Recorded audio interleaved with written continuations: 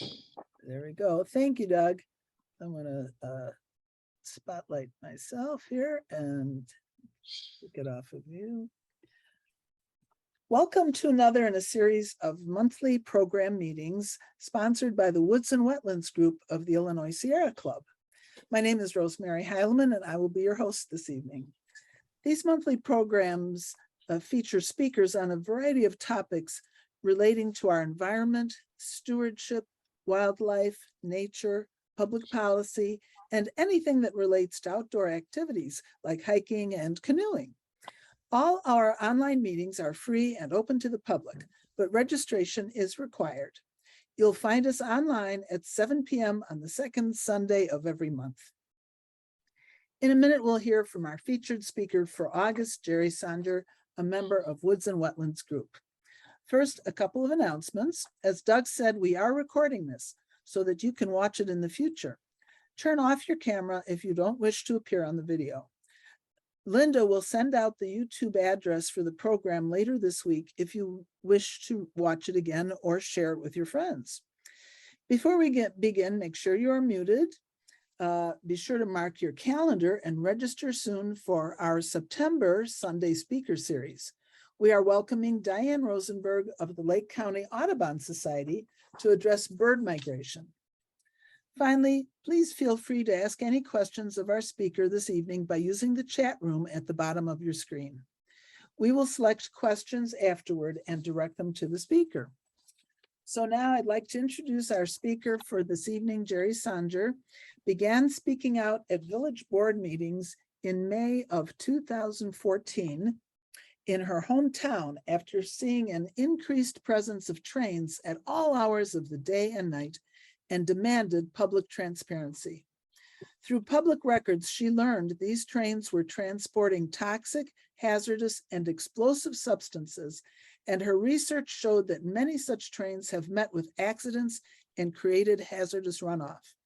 Ms. Songer is an educator, a local activist, the legislative director of, had been the legislative director of a local teachers union, and is a member of the board of the Lake County Community College.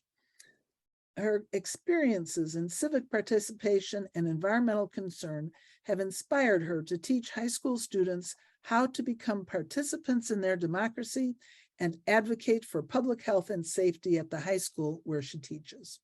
Gerri Songer plans to continue speaking out against the unsafe transport of hazardous substances throughout our communities. So Gerri, thank you so much, and I'll turn it over to you. Thank you, Rosemary.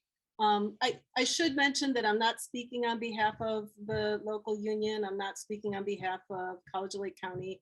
I'm just speaking out as a resident who we were talking earlier, was living at the wrong place at the wrong time, and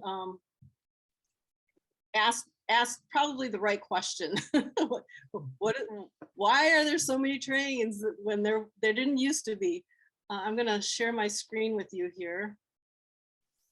And let's see, I'm not able to, this is not, are you able to see my screen? No. You're not?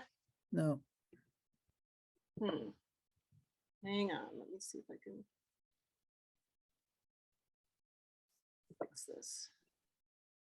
There it goes. Oh, we see here, there it is. Okay, let me put it on play. There. Now you can see? Yes. Okay, good. All right, so everything that I'm going to talk about tonight and more can be found on the About page of lockcoalition.org. So if there's anything, you know, maybe I'm going to go a little fast because there's a lot to cover. And if you have any interest, the whole presentation will be there. I could never get through it right now. I've talked for literally 2 hours about this, and I don't think anybody wants to listen that long on a Sunday night. So another important website is if you want to see where you are in proximity to these railroads, or if you work near them, or you have children that might be going to schools near them, This isn't a complete map of all of the railroads. What I found is if there's a railroad, these trains tend to be on them, but it does give you a pretty good idea of some of the larger, more used rail corridors. These are just some other organizations that I've been involved with. I've made some awesome contacts with some people in Lac-Mégantic. If you want to, oh, and I welcome you to take pictures, screenshots. If you have a smartphone, you're more than welcome to use any of these slides. I'm saying this on a recorded show. So you have my permission to use any of this for any purpose. My objective is just to get information in people's hands. So these are some other good organizations to follow up with. Here, this is kind of what has kept me going since 2014, particularly these two little faces right here. And I still, to this day, get emotional whenever I look at this. But, I was living in Hawthorne Woods when I moved in 2000. There were maybe 2 to 3 trains, sometimes no trains, passing by, but it was like a clickety clack. It was nothing like what it is now. In 2009, that all changed, and the trains were then 20 a day, about a mile long, and my whole house vibrated as they were passing by. Recently, over this, I'd say maybe this past spring, that has changed. Now they are up to about 40 a day, and they are now 2 to 2.5 miles long. So, and it's probably going to get worse. I definitely am not getting the impression that it's going to get any better. But these are one of the first things I learned when I looked up Canadian National, that's the train that goes by the EJ&E where I live, was about the incident in Lac-Mégantic, Quebec, Canada, where 47 people, residents of that city, were killed in a single derailment. So these are 31 faces that I still, to this day, can't erase from my mind. And they definitely keep me going. You could even see it from space. So this will just give you an idea of what they went through that night. You could even see it from space as NASA's Sumoi NPP satellite took this image of the glow of the fire. People jumped from the 3rd floor of buildings in the central business district to escape the humongous fire. As the blazing oil flowed over to the ground, it entered the town's storm sewage system and emerged as huge fires towering from over storm sewer drains, manholes, and even chimneys and basements of buildings in the area. Around 150 firefighters were deployed to the scene, describing as looking like a war zone. Monsieur! Oh, monsieur! Oh my God! So, we have something that they did not have. We have a little heads up on the issue, and that's what I hope to share with you tonight. Just to give you a little bit of background of why this is going on, the freight trains are known as common carriers. They provide goods and services to the general public. They are under the authority of an authority body or by a regulatory body. This regulatory body may create, interpret, and enforce these regulations with independence and finality. And the one caveat is that the rail industry really needs to show that it's fit, willing, and able to provide services. And my argument continues to be that it's not. They have a long history of proving that they are not able to do this. And who is that regulatory authority? That would be the US federal government. Yet no government mandate to date, there was one, but it was then taken off the books, has been made to help keep, regulate industry safety standards. And the reason for that is that there are well-financed special interest groups that represent and protect and lobby for the interests of the crude oil producers and refineries, such as American Petroleum Institute has a budget of around 235 million a year, and it could be more. This was a few years back. The Association of American Railroads has a budget of about 50 million to 60 million a year. So they have a lot of influence. With Canadian National, as of 2011, it was Bill Gates who was announced as the largest single shareholder. Canadian National was once a publicly owned and financed railroad. Now it's privately owned. And Canadian National is the only rail company that has a direct route from Western Canada to the refineries along the Gulf Coast. So most of it runs north and south. Canadian National's model is precision railroading, meaning they're on a time schedule. And that's what's most important, getting goods and services, or I'm sorry, the products from point A to point B. Each car has a specific trip plan that fits the design of its schedule, which means they're focusing on what matters most to the customer, which is the carload or the shipment, and not the train or the public. Canadians, this gives you some of their major routes. You can see how they go through Canada, America, and Mexico. It was, I already said, it was once a publicly owned, now it's private corporate property. And Canadian National must grant permission for public to access its tracks, or maintenance records or safety records. And that has become even bigger issue than I once realized. And I'll talk about that a little later. Here you can see some of the secondary routes. Then there's some of the other major railways. Warren Buffett owns BNSF. They primarily go east-west. There's also Union Pacific, and 6 of the 7 largest rail carriers go through the Chicagoland area, which is Norfolk Southern, CSX, BNSF, UP, Canadian Pacific, and Canadian National. Illinois is served by 47 common freight carrier railroads and 10 private freight carriers.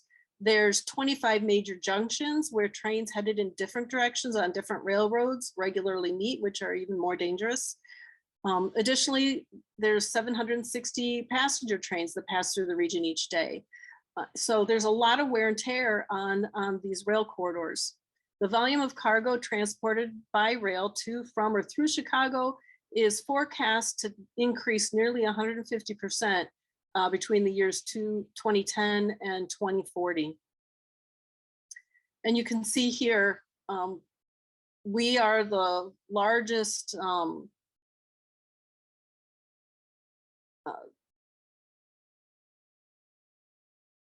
I'm forgetting the term, I'm sorry. But all of everything, it's like the hub. It's the largest rail hub in this country. So you can see everything going in every direction kind of centers through Chicagoland area. This kind of, I'm going to kind of gloss over this, but what I want you to get an idea of is how quickly this transport has increased and why that's so concerning. Down here, it talks about the rail projects underway. One, I want you to take a look at how our tax dollars are spent. This is one of those, the CREATE. They have 70 projects. They are private public partnerships. And I'd have to say that the private sure does get the better end of this deal. Sorry. 500 million was put in by the state, 450 million by the federal government, 325 by the rail industry, 300 million by the city of Chicago. 80 million came through the Chicago Region Environmental and Transportation Efficiency, the CREATE program, and 52 million through transportation investment generating Economic Recovery Grant. So that's 1.1 billion public dollars compared to the 325 million private dollars. So, you know, in business, that would make us a 71% shareholder. But what is our return on that investment? So an explosion resulting from the transport of Bakken crude oil can decimate everything within a 1 mile radius or a 2 mile diameter blast zone. I don't like that return on that investment. What's increasingly evident is that shale gas is overwhelmingly abundant right here in the USA. In the last few years, we've discovered the equivalent of 2 Saudi Arabias of oil in the form of natural gas in the United States. Not 1, but 2. We have twice as much natural gas in this country, is that what you're saying, than they have oil in Saudi Arabia? I'm trying to very clearly say exactly that. So that is the reason we've seen this boom. And this gives you an idea of where the oil basins are. Here you can see how the increase in barrels per day. You know, it started decreasing, and then when prices got high enough, fracking started, and we were up to about 9 million barrels per day in 2015. This goes on to show us in, say, 2020, COVID kind of brought things down a little bit, but right before COVID, we were up to about, you know, maybe 13 million barrels per day. And if you take a look at these arrows, you know, the thin one, that's about 1,000 barrels per day. The next one is 100 barrels per day, 1,000 barrels per day, 100,000 barrels per day, sorry, 400,000 barrels per day, and then 800,000. So you can see, you know, we've got one arrow here that's, you know, somewhere between the, it's not up to 100,000 yet, but this was in 2010. In 2014, 4 years later, look at how much that's increased. This is another very, this is an eye opener. In 2010, crude oil train loading is in red, offloading in blue. Okay, you can see we've only got a few here. 3 years later, look at that increase. Crude oil in red, again, offloading blue, and now we've got green by barge. So our natural resources are being carted, you know, right out of the country. Most of it, my understanding, is going to China. This gives you an idea of what a refinery looks like. These are the refineries that we had as of 2015. US crude oil production was expected to average 9.3 million, which was 700 barrels per day above the 2014 level. So the local impact, I already went through this, you know, my own experience with going from 2 to 3 up to now about 40. There was a lot of, especially at the beginning, there was a lot of controversy about the tankers being used. It was the DOT 111s, which were compared, they were called the Ford Pinto. They were originally used to haul corn oil, and now they were used to haul Bakken crude oil, which is extremely explosive and corrosive and toxic. As early as 1991, the NTSB was warning that these train cars were inadequate for flammable materials and unable to withstand the forces of an accident, even traveling at slow speeds. And some of them are still, they did start phasing them out, but there are still some on the railways. They upgraded to the CPC 1232s. Those had additional puncture and rollover resistance. But along with that, the 2011 rule changed regarding weight limits and allowed them to have, you know, hold a larger capacity, which again is more stress on the railroads. The DOT 117 cars will be phased in, but they're still not the same as pressure cars that are used to move hazardous materials like liquid propane. In 2015, regulations that required DOT 117s also allow retrofitted CPC 1232 tank cars, and those are known as DOT 117R, meaning retrofitted. But those also, they're supposed to be new and improved and puncture proof, but in 2018, one derailed in Iowa, 32 cars left the tracks and 14 punctured, resulting in an oil spill of about 230,000 gallons into a flooded river. So they don't offer any substantial benefits over earlier models for surviving derailments intact, is what the conclusion was. And in Custer County, I think this is in Washington, a train traveling at only 7 miles an hour. It was a clear day. Weather was not a factor. Going 7 miles an hour, no track problems that they had noted, and the new DOT 117 tank cars also derailed. So, slow speeds may help, but even with slow speeds, they can derail and they can explode. They're tested, the tank cars are tested at 14 to 15 miles an hour. The average derailment speed is 24 miles an hour. The railroads agree to reduce train speeds to 40 miles an hour in urban areas, and regulators say that they're considering a lower speed of 30 miles per hour, only for trains that are not equipped with advanced braking systems. But speeds in excess of 25 miles per hour are considered irresponsible given the known weaknesses of the tank cars. We would like them to slow down, and especially around schools. Cars have to slow down around schools, trucks have to slow down around schools, but not trains.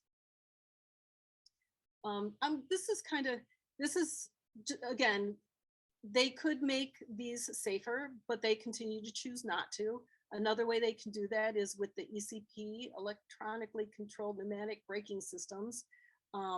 Currently, they use air braking systems that were based on technology from the 1860s, the Civil War era. They say it would cost about $21 billion to develop and install these brakes, but they claim that they're just minimal benefits. So why should we spend all this money? But Australia and South Africa, they spent the money and they experienced a reduction in stopping distance ranging from 30 to 70% after switching to ECP brakes. They can also, you might hear it, stabilization or degasification, but they can make it less volatile. And again, they choose not to. They say that they can actually make more money selling it when it's more explosive.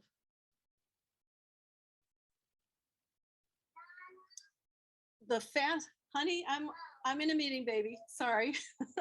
The FAST Act transportation bill, that was a 1,300-page bill. It was approved by the House and Senate. It was signed by President Obama. They gave $305 billion for upgrades. In particular, they were going to spend about $11 billion on capital needs, including rebuilding bridges and purchasing new locomotives and train cars. Again, it's our tax dollars, public tax dollars, but they're going to a private industry. $199 million for high-tech railroad safety, the PTC, positive train control, and tank cars built with thermal blanket will have stronger protective housing and pressure relief valves. So again, they are investing some of our tax dollars to theoretically make things a little bit safer.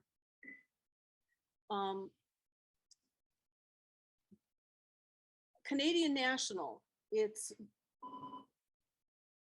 please give me one moment. Hey, sweetheart, could you go upstairs right now? Because I'm in a meeting, okay? Thank you.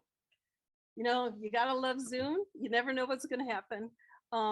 So Canadian National, they're that's just one.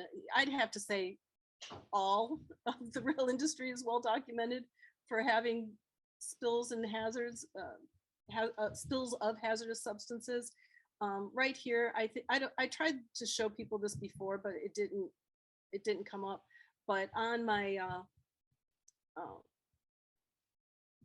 web page, you can look, and there's just pages and pages of, they're known for non-disclosure, minimizing, and misleading the public. The EPA. Oh, so when I first learned about what was going on, I was concerned about a derailment up the track from me, and I had my water assessed, and it showed that there was methane in it at that time. And so I was concerned. I contacted the county, I contacted the state EPA, and I contacted the US EPA, and they all had the same story, that they will not investigate unless Canadian National reported a spill. So the private company that wouldn't want anybody to know, it has to be the one responsible to report it to the EPA, so that basically they'd have to tell on themselves. They're not going to do that if they can get away with it. So a lot of things that may be happening are probably not even known. So we talked about the derailment in Lac Mégantic. 47 people died. It burned for 3 days. In our own state, Cherry Valley, Illinois, there was an explosion and a fire that killed a passenger in a car. So I lived near the railroad, but you don't have to. You could just be passing by. You could be stopped at a rail grade crossing. And this was a train filled with ethanol, and it forced an evacuation of 600 homes. It caused $8 million in damages. And one woman who did not die in the initial explosion, but she died trying to flee, but she could not outrun a fireball. And her daughter was with her, who was pregnant at the time, and her unborn grandchild also died. So this is horrific, what is being allowed to continue happening, and no upgrades. I'm kind of running out of time here, so I'm going to skip ahead a little bit. What's the EPA on fire and ambulance? It's not just the Bakken crude oil that we have to worry about. There's also anhydrous ammonia. I'm not going to show this. I'll just tell you what happens. You can watch it on the online if you'd like. But basically, a police officer stops. He goes. There's a person down right here in the middle, and there's this, I believe, is a truck that was filled with anhydrous ammonia, but freight trains also carry it. And it looks kind of like a cloud of smoke. And he goes to see what's going on with this person. And let me see if I could just fast forward it. What's the EPA on fire and ambulance? Just, you can see the smoke. And you can just see how quickly you're done. Hey,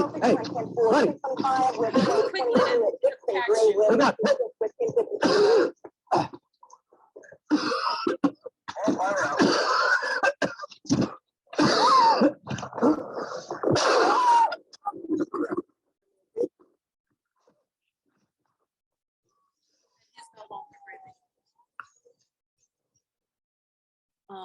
These are going right past our schools, and we do have some legislation that I saw.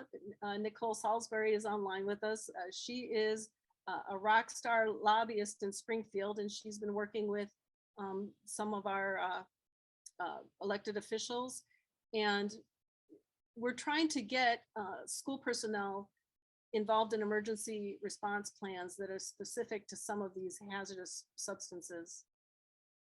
Good evening. In a little more than 48 hours, there have been 3 railroad tank car accidents in southeastern United States. Before dawn this morning, another derailment in Youngstown, Florida, punctured a tank car, sending chlorine gas into the air and killing at least 8 people. More than 60 people are in the hospital, some of them in critical condition. Kenley Jones reports from Florida. The train which derailed this time was a southbound freight of the Atlanta and St. Andrews Bay Railroad, a small line which operates between Dothan, Alabama and Panama City, Florida. A tank car carrying poisonous chlorine gas was ruptured in the wreck. A deadly mist of gas spread from the tank car. Motorists who were driving at night alongside the tracks were caught by surprise. Most of the victims who died were found in their cars along U.S. Highway 231. People killed by poison gas like they were on a battlefield in World War I or something, instead of just driving the cars. Ethylene oxide is an organic. I think talk about the legislation. Why do we need to worry about this? I'm most concerned about schools, and I feel as a teacher, as an educator, if my child was at a school that could be impacted by the transport of hazardous substances, I feel that I would have a right to know.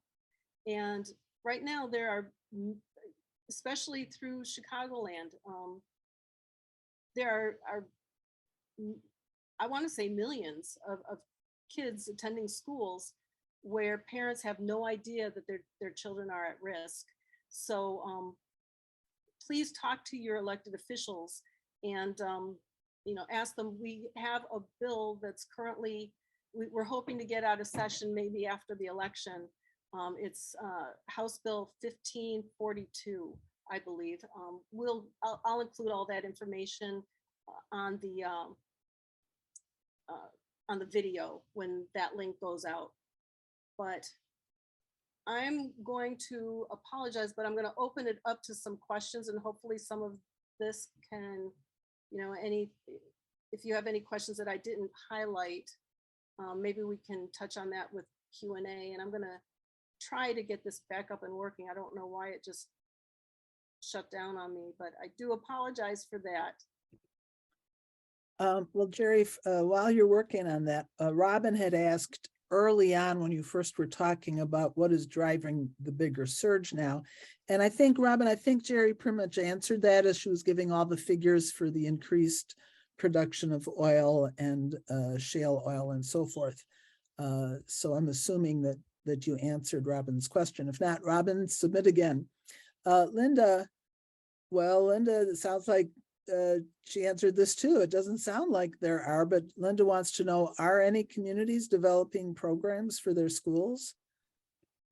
Not that I'm aware of. I've gone through my own school, back in 2014, I talked to my superintendent. He's known about this since then.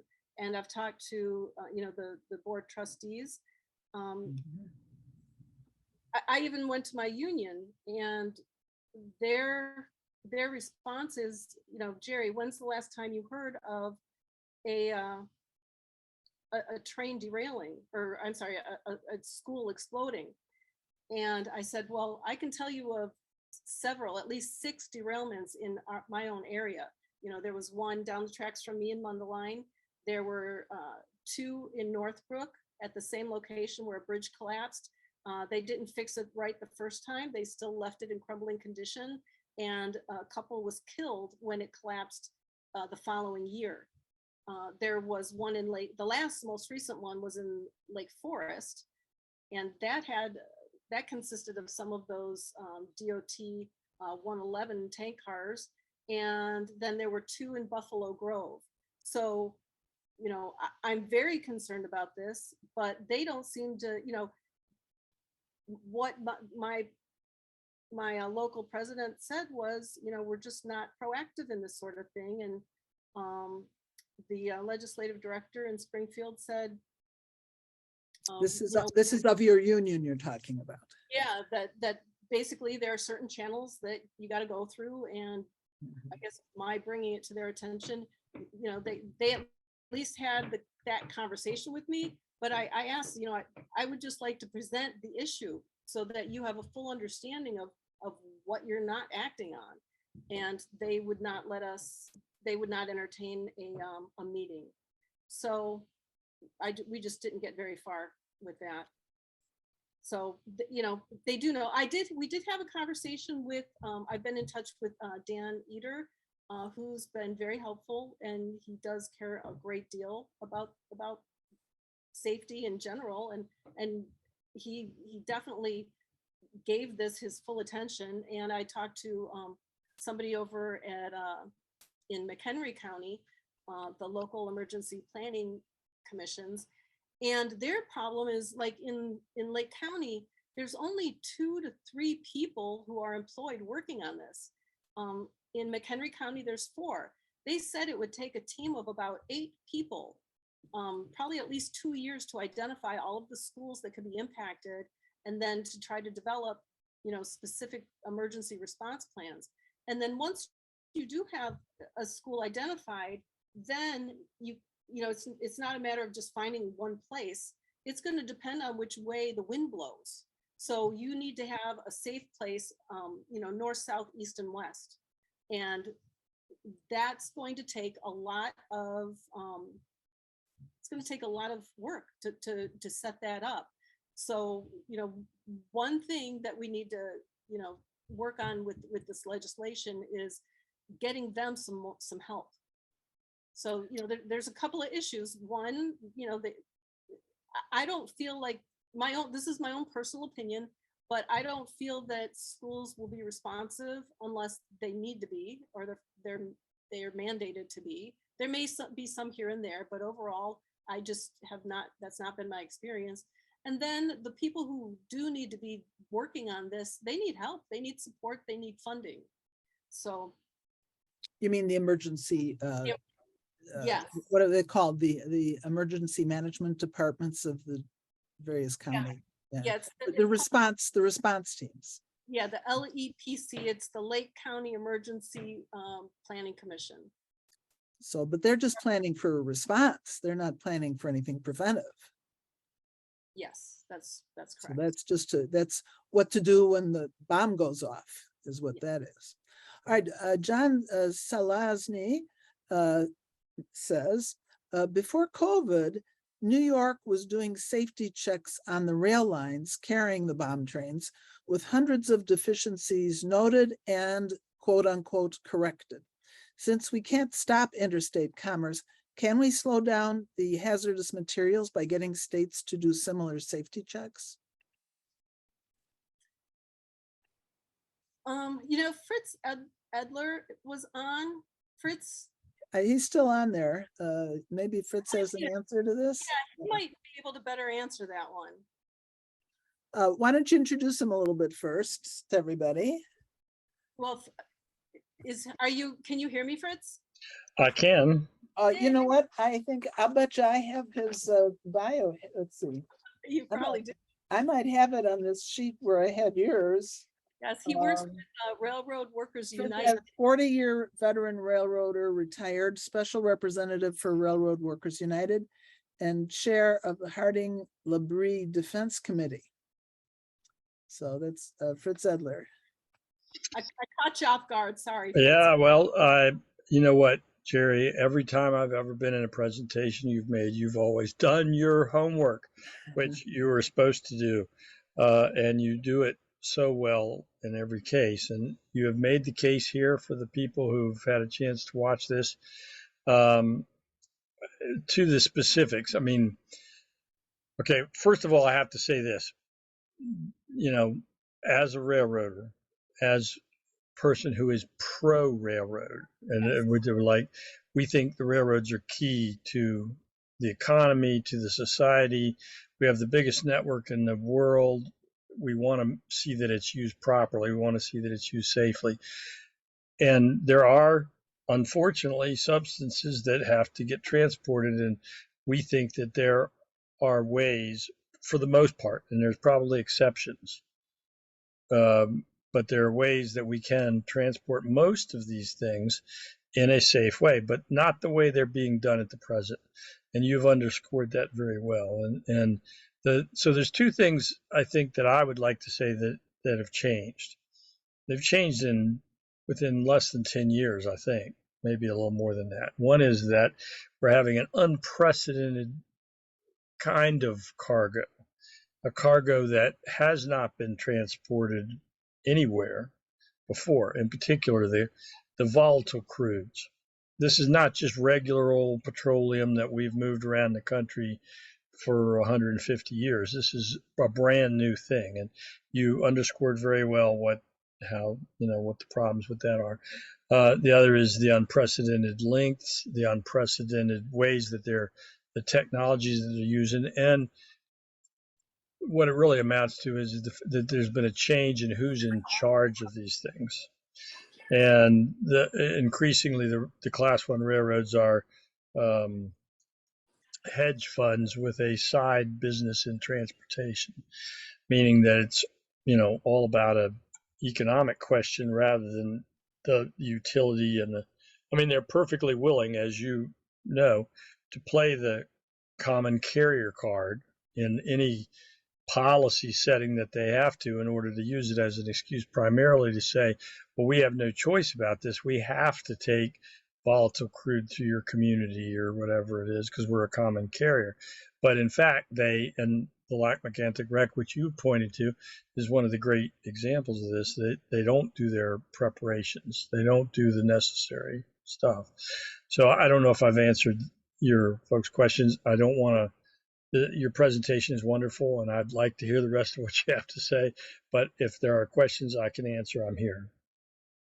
Thank you. Thank you for pointing that out. I'm currently working with Sierra Club on a campaign, and it's about rail safety. It's not about getting rid of all the railroads. When I first learned about the issue, my first reaction is keep all the oil in the ground. And, I've come to make peace with that. I know that's not going to happen overnight. But in the meantime, I do believe there should be an aggressive phase out. But, I have a tremendous amount of respect for our railroaders and the risks that they take for us every day. And, I think the least we can do as a thank you is make sure that they're safe. And if they're safe, we're safe. So that's what our campaign is focusing on. One of the other big issues I would like to quickly highlight, and I'll put the link in the chat, and I'd like to invite everybody, please come to the next Rail Safety Campaign meeting. We're going to have a guest speaker by the name of Tavengwa Renyoa. He's a Canadian attorney, and he's representing the families of 2 deceased railroad workers in Canada. And he's brought to light the issue with the police, the police that's, the Canadian Pacific and Canadian National, and I believe it's typical of all rail industry, they have their own private police. Well, when there's an accident, a derailment, or a death on the railway, who could potentially have access to evidence? Well, Mr. Renyoa has recently filed a whistleblower complaint accusing the rail industry of covering up evidence that could have convicted them of wrongdoing. So he's going to be talking about that at it's September 12th, 7 o'clock. It's a Monday night. And you're all welcome to come. Again, I'll put that in the chat here at the end, along with a couple other links. There's also the FRA is considering rules for a 2-person crew. I'd like to ask each of you to please make public comment, just asking that we need more people on trains to make sure that they're safe. I can't even fathom 1-person crew on a 2 to 2.5 mile train. I mean, if there's a problem at the back, you're gonna sprint 2.5 miles to take care of it. and what if there's a problem? What if somebody passes out, gets sick, has some kind of an issue, and there's no one there as a backup plan? Very, very dangerous. All right, so back to John's question, Gerri, it ties in with my question. I don't know how New York was able to require some changes and some corrections, because basically the FRA, which you mentioned, which is the Federal Railroad Administration, is in charge of all the rails. And I noticed when I made my comment on that rule that you asked us to write a letter about, that part of the body of the statement on the rule was they wanted to establish guidelines in order to end the practice of some states, particularly California, they mentioned requiring 4 people on a train. and they wanted to write rules and guidelines as to when you could allow one on a train, even though they were prejudiced towards two. The whole purpose of this rule, as far as I could see, was just to make one. But can you address this lack of ability of the states really to do anything? And I don't know how New York did. Yeah. Well, even if they did something, it was probably temporarily, because what happens if, we had a safety, in Illinois, it was Senate Bill 24, introduced by former Senator Terry Link. And we had a rule that there had to be a 2-person crew. The rail industry does not like to be told what to do. Even with the legislation that we have part of it calls for slower speeds near schools. They don't want to slow down. They're all about making money. But when you try to do something at the state level, as Senate Bill 24 did, it was preempted, meaning federal government has ultimate authority over that kind of regulation. What we can do at the state and the local level is work on emergency response, and that's part of what we're doing with the rail safety campaign.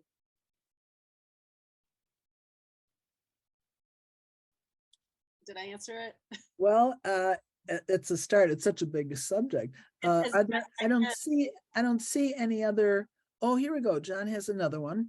Have you seen a change in hazardous materials in the Chicago area? We do a train watch periodically coming through Buffalo. Oh, so he's in New York. It's nice to have you here, John, all the way from New York. Because I was wondering why he mentioned that. We do a train watch periodically coming through Buffalo. In our last 2-day long watches, did not see an oil tanker unit train, but we have seen multiple unit trains carrying ethanol and LNG, which is liquefied natural gas, items that we saw only mixed into mixed cargo trains previously. Also, to amplify your concerns on chlorine, I saw 37 tankers, I assume chlorine tankers, on one train last week. Oh my gosh. Do you want me to unmute John and you want to talk to him a little bit here? John, let's unmute you. And why don't you tell us a little bit about what you're talking about here? Well, can you if you put your picture on, we can start, I can spotlight you. This way. There we go. There we go. Okay. Our train watches started as an offshoot of Food and Water Watch. I'm with the local Sierra Club as well. But we've been carrying them on ever since the coordinator for Food and Water Watch left for greener pastures. And we usually do them 3 or 4 times a year and spend 24 hours at the suburban Buffalo train station, which they allow us to just sit out there and hang out. And we have the main lines for CSX that we see, which carries most of the back and crude that comes through New York. Like I said, the last 2 watches, we did not see a bomb train with with crude oil, but we did see LNG and ethanol cars. I counted one that had 187 ethanol cars on one train, and it went for almost 2 miles. It was ridiculous. And obviously, we're watching for all the other hazardous materials that come through. Chlorine is one of the things that comes through a lot. The reason we watch for it in Buffalo is that in our neck of the woods, the blast area for these trains passes by 1/3 of the schools in the city of Buffalo. And I got involved with it because the blast radius for these trains would have wiped out my parents' house. So. Yeah, I imagine they'll carry whatever the market demands. With oil price or with gas prices being as high as they are right now, I imagine they can frack whatever they want to frack right now. You know, another kind of a side issue, it isn't a focus of our campaign, but you know, as I mentioned earlier, I lived right next to it also, the railway with what they're transporting. So I'm in the process of looking for another home. I've recently sold my home.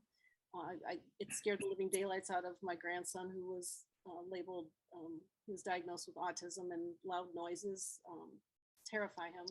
So as I was looking, there's all these, like particularly in McHenry County, I was looking, and if you use Google Maps and just kind of do like a satellite view, and you look for these light areas, and if you look a little closer, you'll see like these little water retention areas that are very bright green. Like they definitely are distinct. They look distinctive.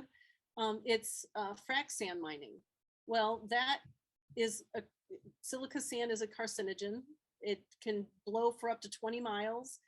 They just allow it to seep back into the ground. In other countries, they have to filter it. Not here, they just let it, you know, many of us are on well water, you know, so it's just like the Wild West out here. There's just no regulation. Nobody, like, I would have never known about that unless I was looking, making sure I wasn't going to be buying a home near another railroad track. So, and then I find frac sand mining. Like, I just want a safe place to live, and I never realized it'd be so hard to find one. But yeah, I imagine whatever the market is, they are about making money, and they're going to ship it. And I'm so sorry to hear that they're shipping that liquefied natural gas. That's horrifying. Yes. Gerri, I have a question back to the Federal Railroad Administration. Often there's so many different initials and parts to making these regulations and rules, but ultimately it is the U.S. Congress that confers this authority on the Federal Railroad Administration. So is there some kind of a chart you can show us of who reports to who and who makes what rules? But should we be concentrating, and maybe, you know, not through Sierra Club, we'd have to go through the National Sierra Club, but as individuals, trying to make our federal legislators aware of this? Yeah, and I'll show you how this works. This I learned from Justin McCulka, he's an investigative journalist for DeSmog, and he was, you know, very much into this, like dating back to even before I learned about it. A lot of what I learned from reading things that he was writing. But, you know, you've got the PHMSA, Pipeline and Hazardous Materials Safety Administration. They write regulations working with the FRA, the Federal Railroad Administration. The U.S. Department of Transportation, they are the ultimate entity that needs to push for regulations. The U.S. OMB, Office of Management and Budget, they review the rules before the regulations are finalized. These are closed door meetings. Executives from the oil and rail industry have a seat at the OMB table. So, you know, you can go ahead and push, and our legislature, you know, the Congress should be pushing, you know, and writing rules.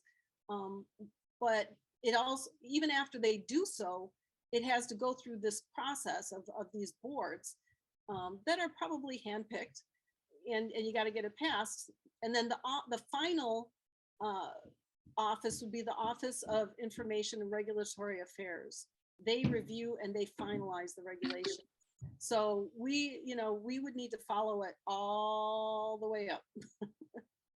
But we would start with our local elected officials. And we are hoping to make this a state and ultimately a national campaign.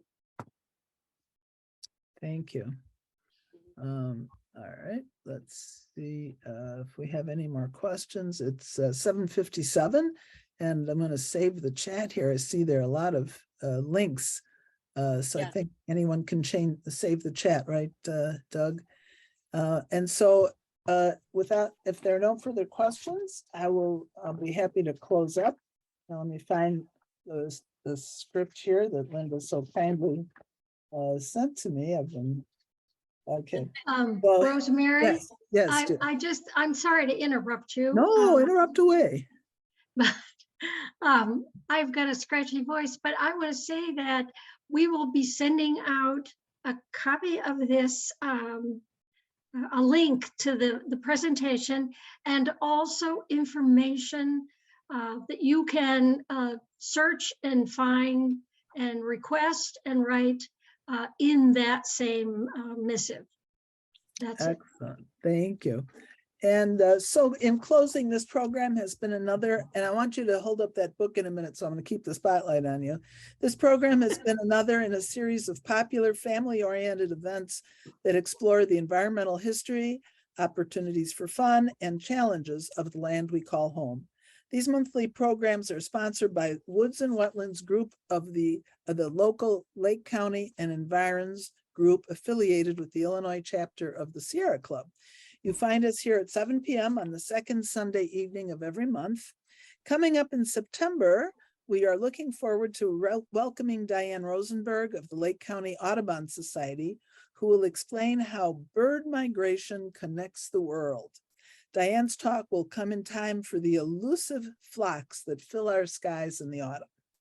Then in October, and here's where the book comes in, we're welcoming Erica Geis, independent journalist and National Geographic Explorer, selected author of the Sierra Summer Magazine. Erica will discuss her recent book, Water Always Wins. You want to hold it up? I saw it earlier, Thriving in an Age of Drought and Deluge. We are delighted to have an opportunity to hear from this world-class author.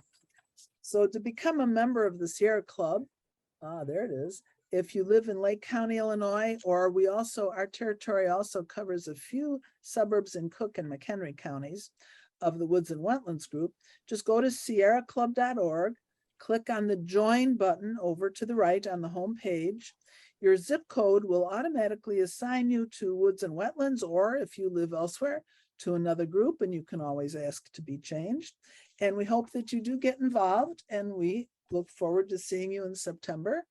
And I guess that's it. It's 8 o'clock. So thank you, Linda. Thank you, Doug. Thank you. Fritz. Thank you, Gerri. Thank you, Gerri. Thanks, Gerri. Wonderful, wonderful program. Really outstanding. Thank you. Thank you for having me. And thank you, Fritz and